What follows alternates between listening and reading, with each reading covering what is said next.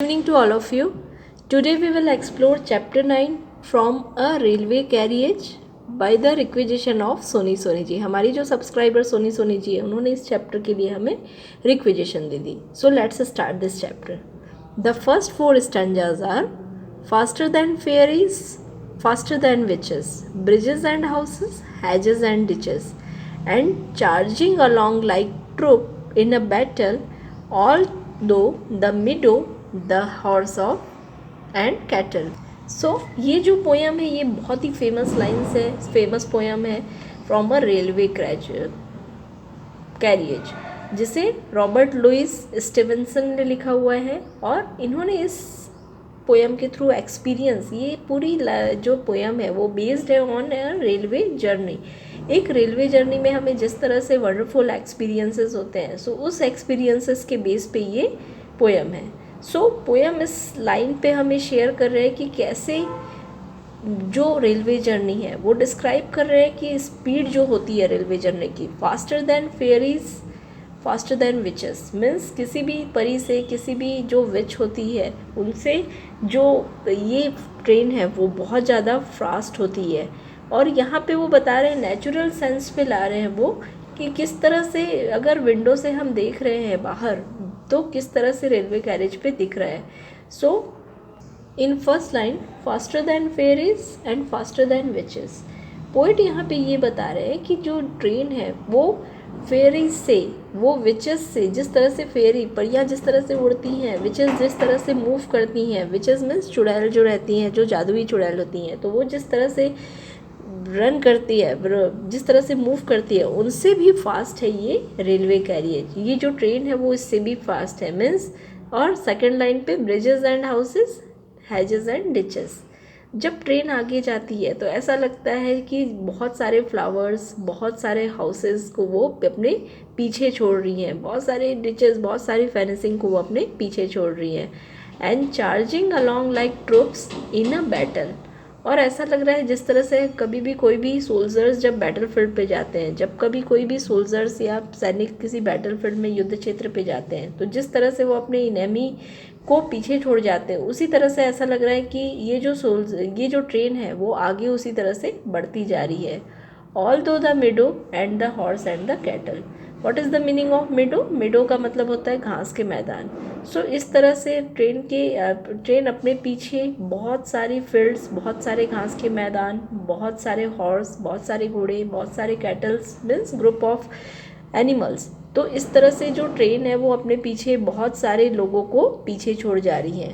Let's move towards the next 4 stanza. All of the sides of the hill and the plain fly as thick as driving rain, and ever again in the wink of the eye painted station whistle by. In the first line, all the sides of the hill and the plain means fly as thick as driving rain. सो यहाँ poet बता रहे हैं कि जिस तरह से hills और planes जो हैं वो इस तरह से ट्रेन से क्रॉस कर रहे हैं, जैसा ऐसा लग रहा है जैसे रेन ड्रॉप्स वन एक के बाद एक. आपने देखा होगा जिस तरह से बरसात की बूंदें होती हैं, रेन ड्रॉप्स होती हैं. So one after another the rain drops are following, एक के बाद एक जो रेन ड्रॉप्स फॉल होती है, उसी तरह से ऐसा लग रहा है कि ये जो ट्रेन है उसके पीछे में हिल्स, जितने भी हिल्स हैं, प्लेन्स हैं, वो अपने पीछे इन्हें छोड़ जा रही हैं. And ever again in the wink of an eye painted station whistle by.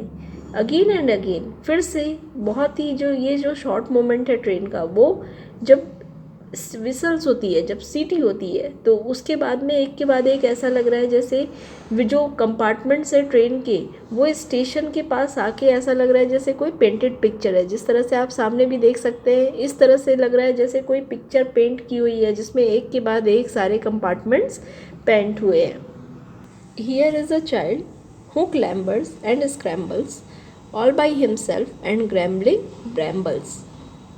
यहाँ एक चाइल्ड है, यहाँ पे पोइट बता रहे हैं कि यहाँ एक चाइल्ड है जो क्लाइंबर्स कर रहा है, मीन्स जो क्लाइंब कर रहा है, जो ट्रेन में चढ़ने की कोशिश कर रहा है और फिर से फिसल जा रहा है. All by himself and gathering bramble means वो बहुत ही खुद से ही, उसके पास अब वो जो स्लीप हो रहा है तो उनके पास जितने भी ब्लैकबेरीज रखे हुए हैं वो क्लाइंबिंग के समय में नीचे गिर रहे हैं, तो वो उनको भी कलेक्ट करते हुए चल रहा है जो ब्रैम्बल्स नीचे गिर हुए हैं. Here is tramp who stand and graze, and there is green for striking the daisies.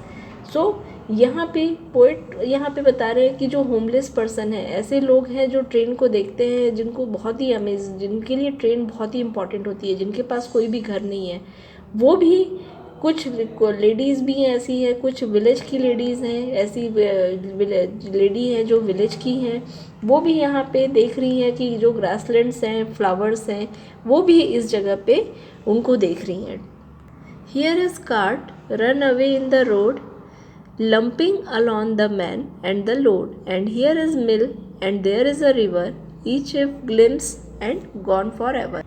यहाँ पॉइंट ये बता रहे हैं, here is cart run away in a road. यहाँ पे एक कार्ट है जो कि रोड से बाहर चला गया. कार्ट मीन्स जो हाथ ठेले होते हैं, जो गाड़ियाँ होती है जो हाथ से चलती है. तो यहाँ पे वो बता रहे हैं कि एक यहाँ से ट्रेन से दिख रही है हमें कि जो एक कार्ट है वो कि बहुत ही हाईवे पे वो फुल ऑफ लोड से भरा हुआ है. Lumping along the man with low, एक आदमी है जो कि पूरे लोड से जो भरा हुआ है उसके ऊपर वो बहुत सारे सामान को लेके जा रहा है. And here is a mill and there is a water. So यहाँ वो देख रहे हैं कि एक वाटर मिल है यहाँ और एक रिवर है. जिस ट्रेवलिंग करते समय उनको राइटर को ये सारी चीज़ें देख रही है. Each is a glimpse and gone for ever. और ये सारी जो चीज़ें दिखती हैं वो एक बार दिखती हैं फिर गायब हो जाती हैं, फिर एक बार दिखती हैं फिर गायब हो जाती हैं. ग्लिम्स मीन्स फिर से गायब, डिसअपियर हो जाना. So each and everything objects are appeared and disappeared. So poet देख रहे हैं कि ये सारी जो चीज़ें हैं वो फिर से वो कभी भी नहीं देख पाएंगे. एक बार वो देख रहे हैं और एक के बाद एक सारी चीज़ें आ रही है. So this is the whole poem. एंड इस पोएम में पोएट ने बताई है जर्नी रेलवे कैरियज की. जिस तरह से हम जब रेलवे कैरियज पे आपने देखा होगा जो रेलवे होती है, तो उससे अगर आप देखेंगे तो एक के बाद एक किस तरह से ये जो रेलवे जर्नी होती है और रेलवे से किस तरह से उनको सीन्स दिख रहे हैं, ये सारे एक्सपीरियंस को उन्होंने एक्सप्लेन किया है. So let's move towards the question answer. So the first question is name the water body that is mentioned in the poem. आपको उन वाटर बॉडीज़ के नाम बताने हैं जो ये पोएम में मैंशन है. सो हमने देखा था कि सेकेंड लास्ट स्टैंजा पे हमने देखा था कि there is a river. So the right answer will be in our option we will search the answer. The right answer is the river. So we will take name the water body. जो water body है जो कि इस पे mention है वो है river. The question number 2 is who is charging along like troop in a battle. कौन है जो एक युद्ध क्षेत्र में एक सोल्जर्स की पूरी एक जो सोल्जर्स की ग्रुप होती है उस तरह से चार्ज हो रही है, खुद को रिचार्ज कर रही है. सो ये पूरी पोएम ही है रेलवे के बारे में, ट्रेन के बारे में. So the right answers are options है फेयरीज परियां नहीं, हैजेस विचेस ये भी नहीं, ट्रेन ओनली और and only train is charging itself for the bad like troop in the battle. So the right answer is option number C, train. Question number 3 is the line which tells all the station pass by very quickly. एक line जिससे हमें पता चलता है कि ये जो सारे स्टेशंस बहुत जल्दी क्रॉस हो जा रहे हैं. सो वो कौन सी लाइन है. Fly as thick as diving man rain. इतनी जल्दी फ्लाई हो रही है जैसे कि 1 by 1 जो रेन ड्रॉप हो रहे हैं. तो यहाँ पे पोएट ने बताया था जो ट्रेन की स्पीड है उसे एक्सप्लेन करने के लिए. So it can't be the right answer. The second is in the wink of an eye. एक पलक झपकते ही सारी चीज़ें यहाँ से एक के बाद एक स्टेशंस पास हो रहे हैं, इसके लिए बोला था. So option B can be, option C और ऑप्शन डी भी हम देखेंगे. चार्जिंग अलॉन्ग एक के बाद एक चार्ज, ये तो सोल्जर्स के लिए बोला था. It is not. Faster than fairies ये भी नहीं है. सो एक के बाद एक जो स्टेशंस पास हो रहे हैं, the option number B is the right answer. So stanza पे हमने देखा था and ever again in the wink of an eye painted station whistle by. So the right answer is in the wink of an eye. Option number B पे आप यहाँ tick कर देंगे. Question number 4 is choose the pair of words that do not rhyme. ऐसे pair of words आपको choose करने हैं जो कि राइम नहीं है, हमें बोलने से ही समझ आ जाएंगे. आप अगर इन वर्ड्स को बोलेंगे तभी हमें समझ में आ जाएंगे. सो विचेस डिचेस, हम विचेस और डिचेस बोल रहे हैं तो राइमिंग वर्ड्स वो होती है जिनकी रेमिंग सेम होती है, बोलने पे जिनको हमें सेम लगते हैं. तो विचेस डिचेस एक ही जैसा लग रहा है. So it is the rhyming word. ये ऑप्शन नहीं होगा A. B is the bridges hedges. So bridges hedges दोनों में जस आ रहा है, bridges hedges. So it is also a rhyming word. Option number C cattle battle, cattle battle भी एक राइमिंग वर्ड्स है, it is. And option number D is troops horse, troops and horse ये एक जैसा नहीं है, हॉर्स का force होता, फोर्स होता, तो ये राइमिंग वर्ड्स होते हैं। So the right answer is option number D, troops and horse are not a rhyming words. Then after next exercise में पोएम में आपको मीनिंग, सेम मीनिंग निकालनी है वर्ड्स की जो कि पोएम में दी हुई है। So the first word is grassland. Grassland के लिए हमने देखा था कि वर्ड था पोएम पे, फोर्थ लाइन पे आप देख सकते हैं, all through meadow the horses and cattles. So the right answer is grassland is related with the meadow, meadow spelling MEADOW। Second question is to climb with difficulty. अगर किसी भी जगह पे हमें चढ़ना है और डिफ़िकल्टी के साथ अगर हम चल रहे हैं तो हम यूज़ करेंगे the word clambers. It is the last poem पे हमने देखा था जो last stanza, it is the here is a child who clambers. So clambers is the word which is used for difficulty, climb with the difficulty. Moving in a zigzag manner, so कभी भी अगर आप zigzag manner पे move कर रहे हैं, so moving in a zigzag manner is called lumping along with man and load. So here we can see that lumping along the man and load. So the right answer, moving in a zigzag manner means like that. So zigzag manner में move करना, it is like lumping. So the right answer you will write lumping. The fourth one is a brief look. किसी भी चीज़ को एक brief look करना, it is known as the each a glimpse. Glimpse is known as the brief look. So the right answer of here is the glimpse. And the next exercise is related with the some words. You have to use some conjunction words and you have to join the words. It is, the first question is I am eager to make a plane. The second question is I have learned it. I am eager to make a plane means मैं एक plane बनाने के लिए उत्सुक हूँ। I have learned it means मैंने ये सीखा है। So what kind of conjunction can we add?